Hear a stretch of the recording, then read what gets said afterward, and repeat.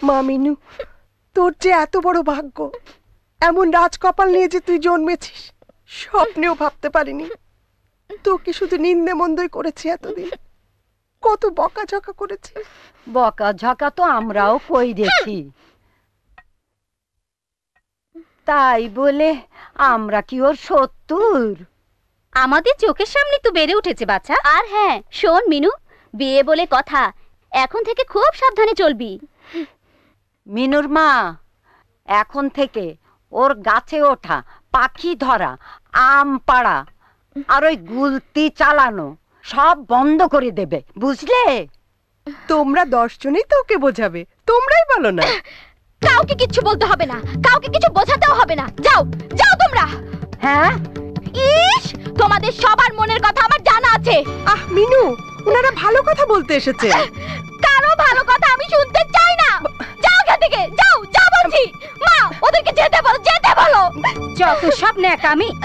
যাও। বাবা তেজকি, বিয়ে হলে বুঝবি। যাও বলছি। চলে আসো খেলতে মাসি। চল এখান থেকে, চল। যেও না। চল চল। বাবা বাবা চলে। খেলতে মাসি, একটু মিষ্টি মুখ করে যাও।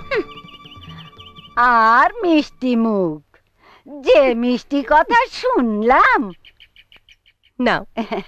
তা দিতে চাইলে দাও, হাতে করেই নিয়ে যাই। নাও নাও। এই নে। চল চলো আয়।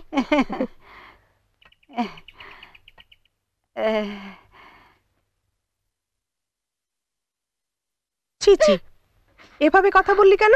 বেশ করেছি, এ করবে না তা করবে না, যেন ওনাদের হুকুমের দাসী আমি। তা কেন হবি মা? তবে বিয়ে হলে মেয়েদের অনেক কিছু ছাড়তে হয়। শ্বশুর শাশুড়ি যেভাবে বলেন ঠিক সেভাবে চলতে হয়। বিশেষ করে শাশুড়ির আজ্ঞা এক্ষেত্রে অক্ষরে অক্ষরে পালন করতে হয়।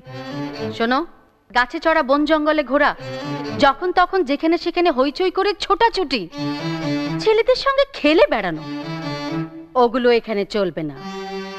না না না, আমি বিয়ে করব না, আমি বিয়ে করব না। খবরদার বাবা, খুলবি না, অমঙ্গল হবে। বিয়েই করব না, আবার অমঙ্গল কিসের? চুপ কর, চুপ কর, আমাকে আর জ্বালাবি না। তোর বাবাকে আসতে লিখে দিচ্ছি, যা বলার তাকেই বলিস। ঠিক আছে, বাবা আসুক, তখন দেখবো। বাবা, আমার মিনুর বিয়ে। জমিদার গৃহিণী নিজে আসিয়া দুখানা স্বর্ণের বালা পড়াইয়া আশীর্বাদ করিয়া গিয়াছেন। আশীর্বাদ করে গেছেন, আমার মিনুকে আশীর্বাদ করে গেছেন।